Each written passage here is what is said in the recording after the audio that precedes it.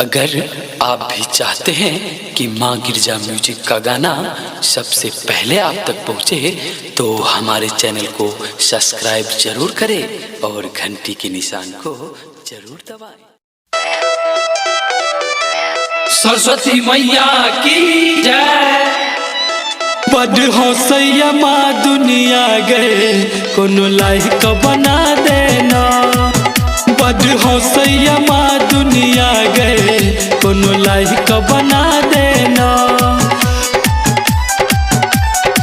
माँ गिरजा recording studio Phulhar. बड़ हौसैया माँ दुनिया गए कोनो लायक बना देना। करे छियौ तोरे पूजा हमर लाइफ बना देना। करे छियौ तोरे पूजा हमर लाइफ बना देना। बड़ हौसैया जो बड़ हौसैया ई दुनिया में कोनो लायक बना देना।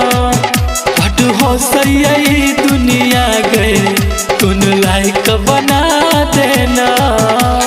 करे छियौ तोरे पूजा हमर लाइफ बना देना। करे छियौ तोरे पूजा हमर लाइफ बना देना। बड़ हौसैया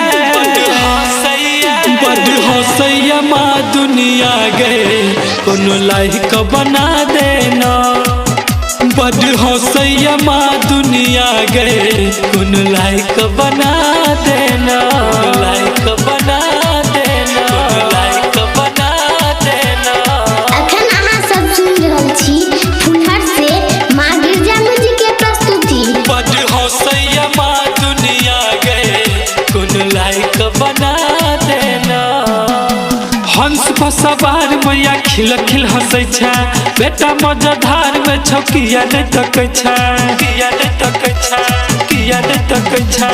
हंस पर सवार मैया खिल खिल हंसै छै। बेटा मजेदार में छौकिया नहीं तकै छै। किया नहीं तकै छै। किया नहीं तकै छै। कौन गलती के सजा दै छै। किया मैया नहीं बता दै छै। किया मैया नहीं बता दै छै। अपने चरण में तू हमर दिन रात बना देना। अपने चरण के गजननी हमारा दास बना लेना। बड़ हौसैया बड़ हौसैया माँ दुनिया गए कोनो लायक बना देना। बड़ हौसैया ई दुनिया गए कोनो लायक बना देना। बना देना। कोनो लायक बना देना।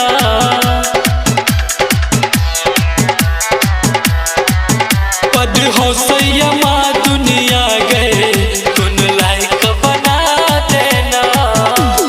सहबो ने तानाया दुनिया जहान के देवो बलिदान तोरा चौखट पर जान के। चौखट पर जान के। चौखट पर जान के। सहबो ने तानाया दुनिया जहान के देवो बलिदान तोरा चौखट पर जान के। चौखट पर जान के। चौखट पर जान के। तोरे बस में संसार क्षमा ऐ जगत के तू आधार क्षमा। ऐ जगत के तू आधार क्षमा। गबै छौ बेटा अजतवा तू बीना बजाबै ना। गबै छौ बेटा अजतवा तू बीना बजाबै ना। बड़ हौसैया बड़ हौसैया माँ दुनिया गए कोनो लायक बना देना। बड़ हौसैया ई दुनिया गए कोनो